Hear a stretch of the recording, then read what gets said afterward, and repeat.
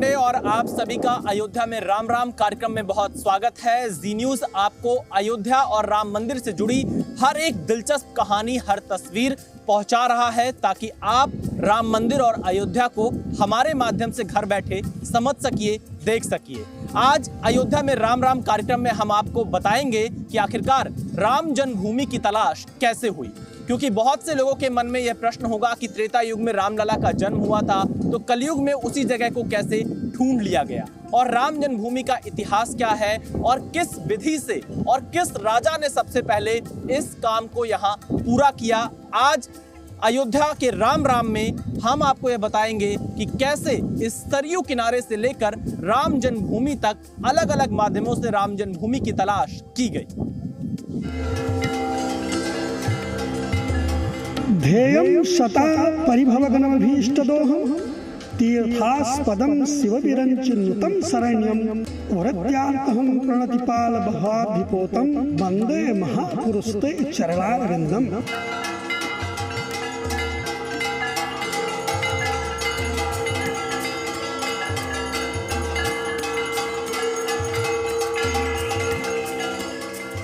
सदियों पुरानी अयोध्या के वर्तमान की ये तस्वीरें राम मंदिर की प्राण प्रतिष्ठा से पहले राममय अवधपुरी की गवाही दे रही हैं। प्रभु श्री राम के मंदिर में विराजमान होने से पहले अयोध्या में उनकी चरण पादुकाएं स्थापित की गई हैं। अयोध्या में ब्रह्मकुंड के पास बनी टेंट सिटी में स्थापित की गई इन चरण पादुकाओं के मायने बेहद अहम हैं। हम किसी की महिमा का जहाँ से उपाख्यान व्याख्यान करते हैं तो सर्वप्रथम चरण पूजा ही होती है, और जहाँ चरण की पूजा होती है वहाँ वह स्वामी हमारा हो जाता है।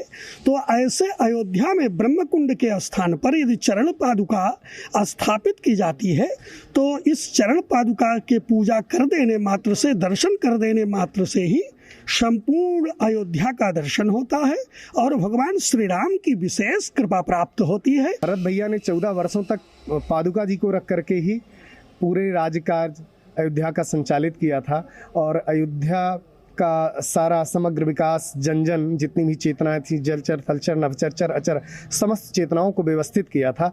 प्रभु की उसी पादुका की मूल रूप स्वरूप जो भी व्यवस्थित रूप में आज आप प्राकट्य रूप में देख रहे हैं टेंट सिटी में, भगवान की चरण शरण में आने वाले सभी जीवों को भगवान की चरण शरण प्राप्त हो, अतएव पादुका जी को वहां पर स्थापित किया गया है। अयोध्या में चरण पादुकाओं की इन तस्वीरों के बाद राम मंदिर से जुड़ी एक और नई तस्वीर आई है। गुजरात के अहमदाबाद में राम मंदिर के लिए ध्वज दंड तैयार किए जा रहे हैं। पीतल के 7 ध्वज दंड अपने आप में ऐतिहासिक हैं, जिनका निर्माण तेजी से हो रहा है। मुख्य ध्वज दंड का वजन करीब 5500 किलो है।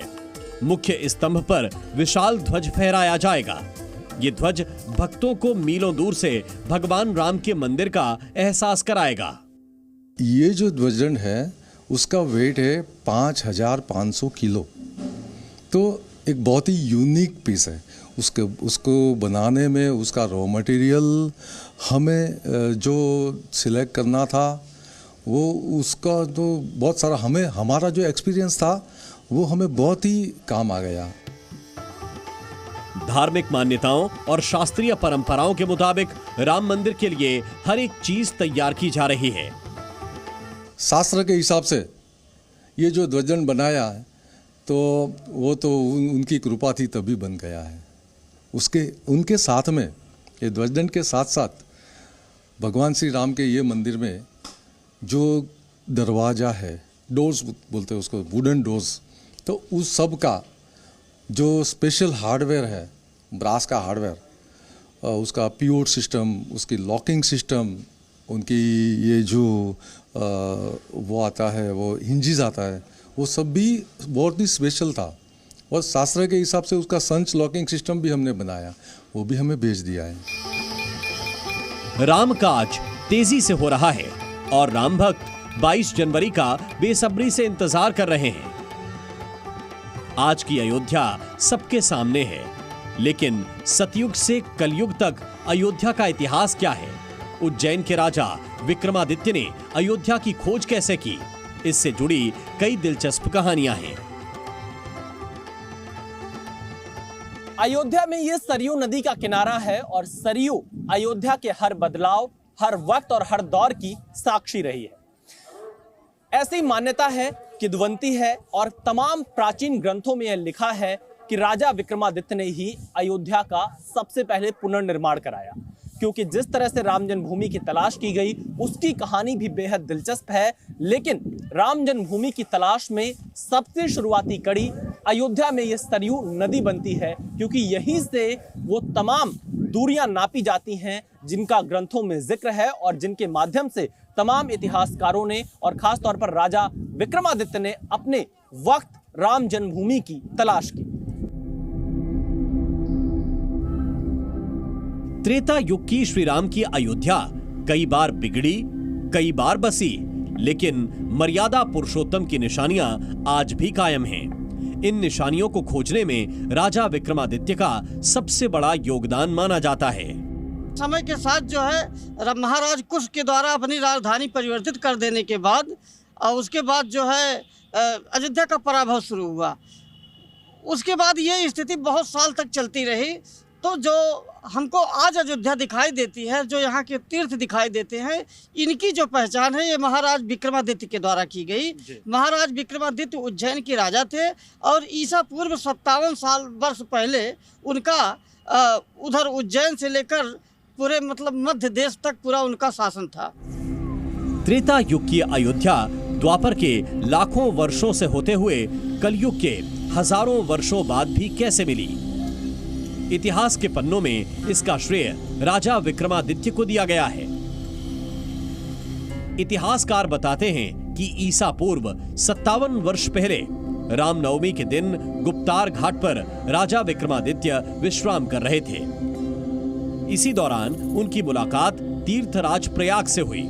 तीर्थराज प्रयाग की प्रेरणा से ही राजा विक्रमादित्य ने राम जन्मभूमि की तलाश शुरू की।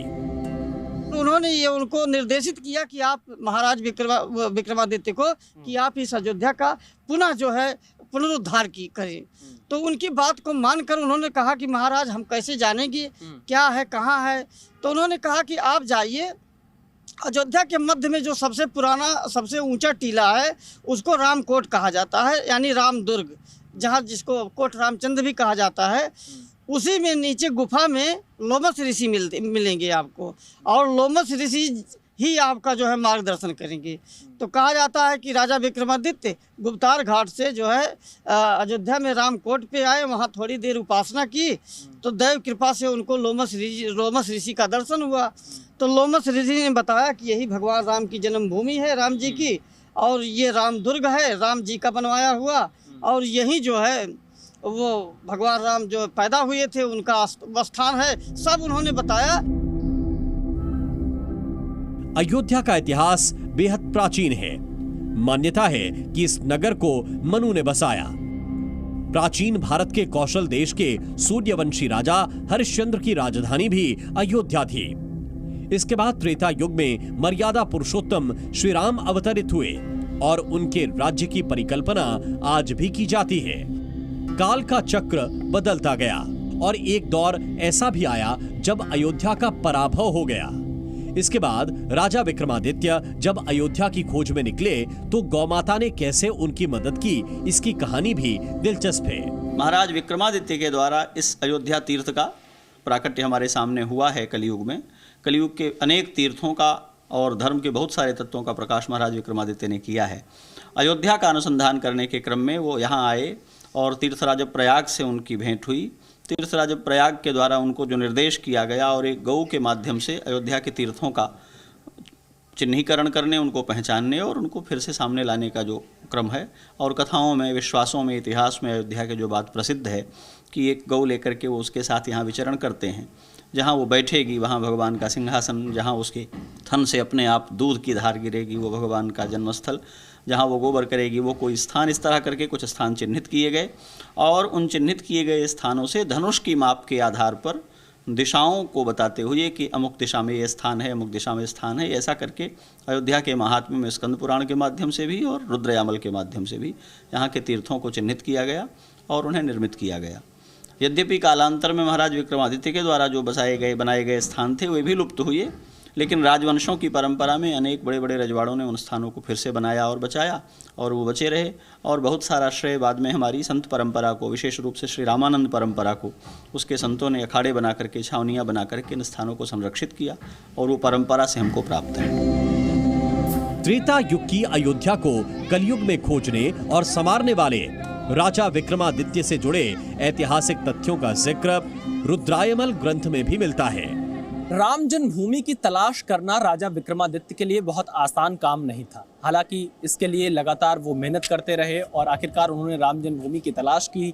और उन दावों की प्रामाणिकता जांचने और परखने के लिए हमारे कुछ बड़े ग्रंथ आज भी मौजूद हैं। उसी में है रुद्रायमल, जिसका ये अयोध्या महात्म्य हमारे पास में है। अयोध्या महात्म्य में पूरी तरह से विस्तार से बताया गया है कि राम जन्मभूमि का मूल स्थान क्या है। जहां मैं मौजूद हूँ ये राम की पैड़ी है और बहुत से साधु संतों ने मुझे बताया कि राम की पैड़ी को स्वर्गद्वार भी कहते हैं और सरयू नदी के इस किनारे से राजा विक्रमादित्य धीरे धीरे राम जन्मभूमि की तरफ आगे बढ़े थे, अलग अलग स्थानों को एक आधार मानकर।